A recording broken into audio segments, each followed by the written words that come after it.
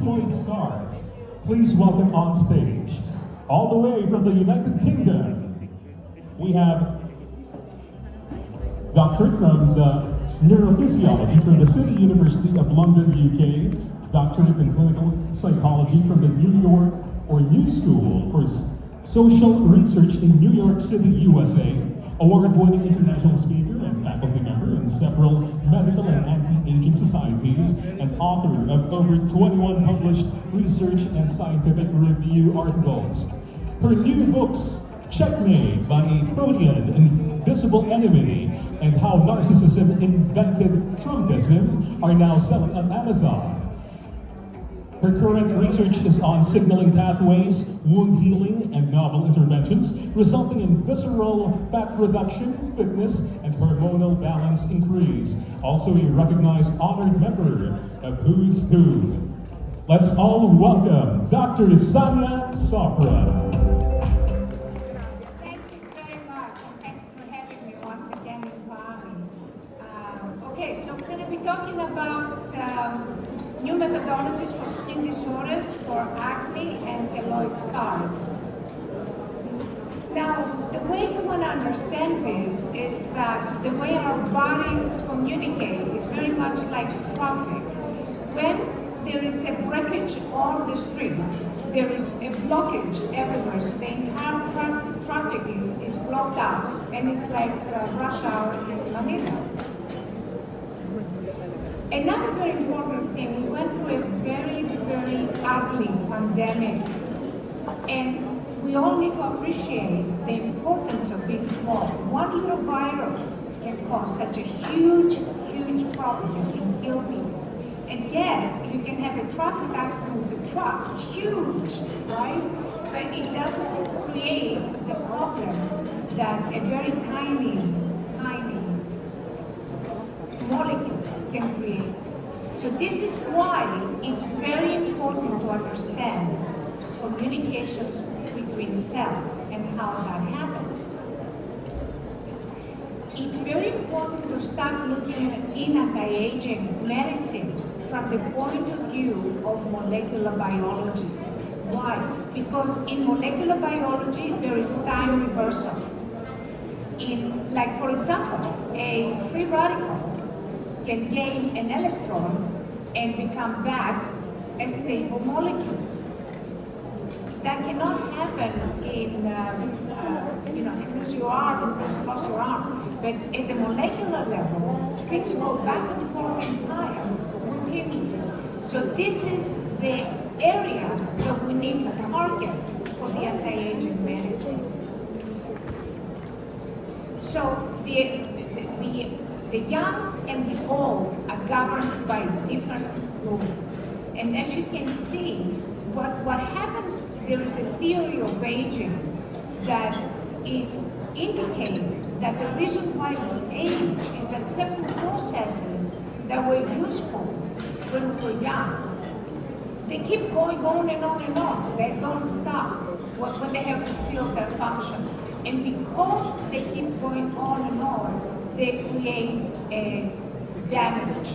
So the brightest flame that is the most useful function in youth can cast the darkest shadow. In other words, can cause the biggest problem. And that's the way we have to understand anti-aging. There are two different things when you're young and when you're old. And longevity depends on many, many different things and different areas. Some of them have to be enhanced and some of them have to be diminished. For example, longevity depends on the decreased TUBBI signaling and an increased SIR2 signaling pathway, and so on and so forth. It's a very complex molecular biology. I don't bore you with it. Now, a very important thing is that all this regulated molecular activity, when you have signaling communications that are blocked, you're going to have a skin disorder. And it can be very different skin disorders, but the basis of it is going to be this disruption in molecular communications. Another aspect of it is because of this disruption, you have inflammation. Inflammation is very much like traffic, okay? You cannot go anywhere, you cannot do anything. So inflammation is like heavy traffic in the middle. That's what's inflammation in your body. And inflammation underlies all skin disorders.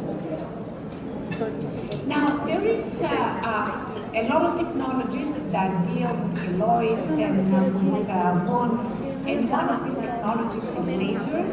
However, they overstate the results because they report 0.1 probability level, but when you look at the results, the keloids come back.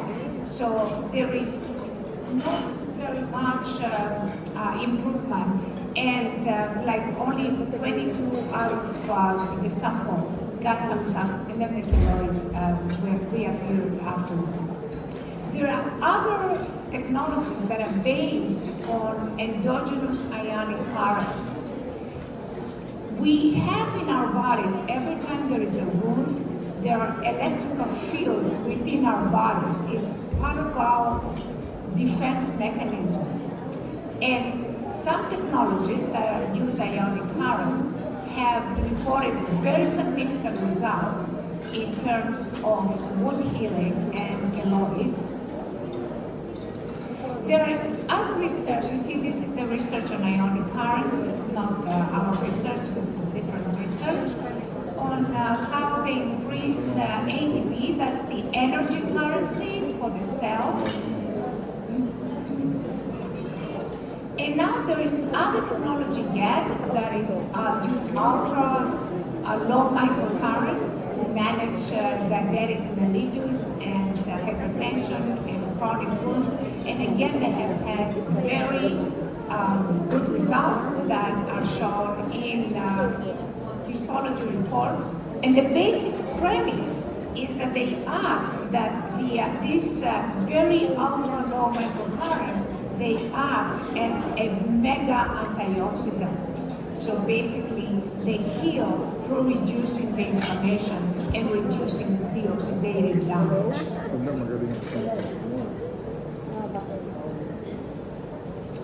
Now, a latest technology that started in 2018 and of which I'm part of is resonance technology. What you see here with these two proteins,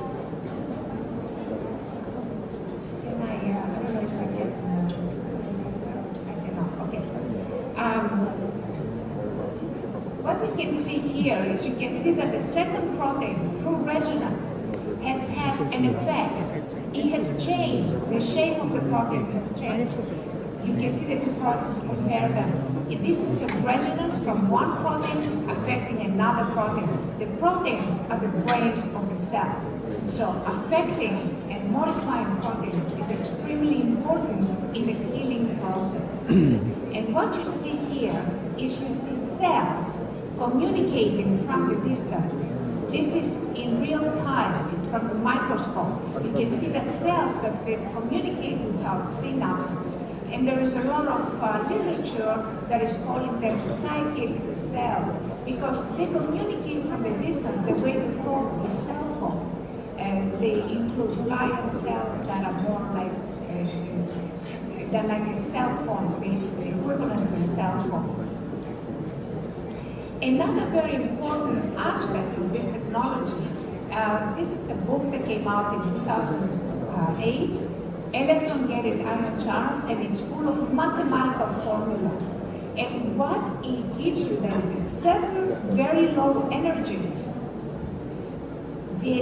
all ion channels of the cells for some reason open up to accept signals. This is extremely important, especially for stem cells, because stem cells only have potassium channels, they get blocked. And once they're blocked, the stem cells are useless, they become tumors. But with this technology, with these very, very low energies that open up ion channels, they can enhance the importance and the effectiveness of stem cells.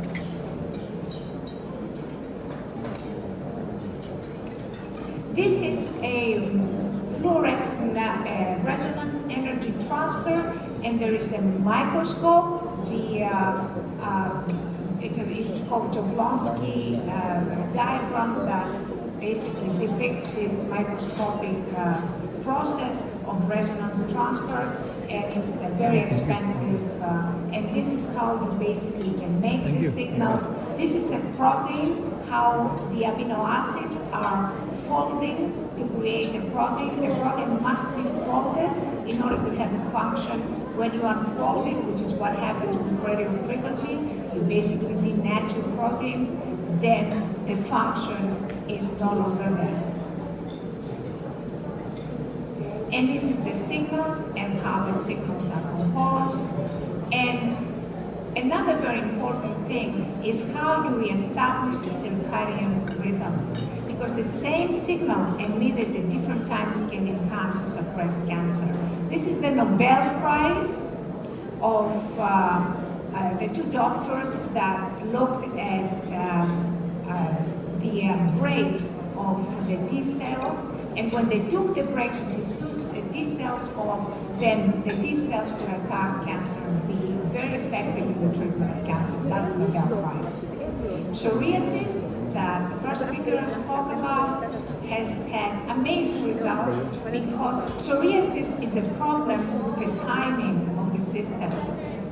And this is some basically studies that are done with this particular technology.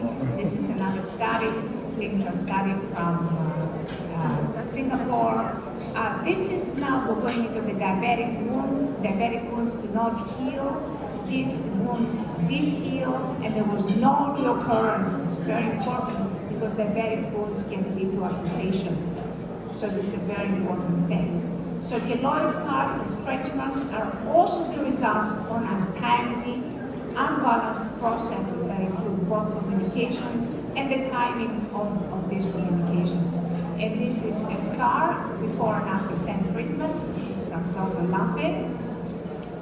And lasers have done a lot of applications on keloids, but to about 21 to 35% of keloids always return. So it's not really such a good treatment. It's not a very efficient treatment. Transcellular signaling, there is a new book that shows that the reason for aging is inflammation. And this is acne, and that's also a very inflammatory disease. And this is a before and after. This is only 2 treatments. This is 1 treatment. And hypohidrosis. We don't know what it is about, but I suspect that it's because of inflammation. That's why the body creates a lot of thermogenesis, and therefore we have the hypohidrosis.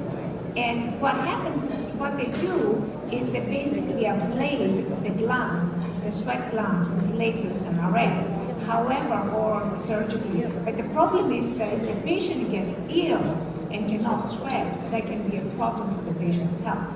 So with this technology, basically, Dr. Lampe did 10 treatments. We are going to publish this research shortly, and found very significant results. I have written another paper along with Dr. Lampe. She's doing most of our research because she's a clinician. Best published paper.